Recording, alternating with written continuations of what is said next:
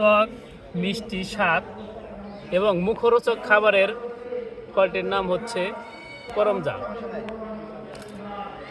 অনেক মিষ্টি, অনেকটাই টক, লবণ দিয়ে খাচ্ছি, অনেক মজা পাচ্ছি। ছোটবেলায় অনেক খেতাম শৈশবে। আমার সামনে অনেকগুলো করমজা আছে, এখন আমরা এগুলো খাবো, অনেক মজা হবে। ছোটবেলার শৈশব ফিরে পাচ্ছি। আর এই করমজাগুলোতে আছে হচ্ছে আপনার ভিটামিন সি।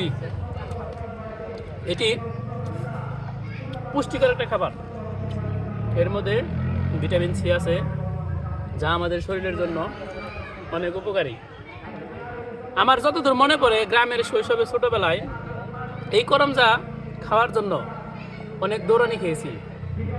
অন্যের কাছে করমজা পেরে খেতাম, সেইবারে লোকজন আমাদের দৌড়ানি দিত লাঠি দিয়ে। একবার দৌড়ানি দিলে পরের বার চলে যেতাম আবার নতুন করে করার জন্য।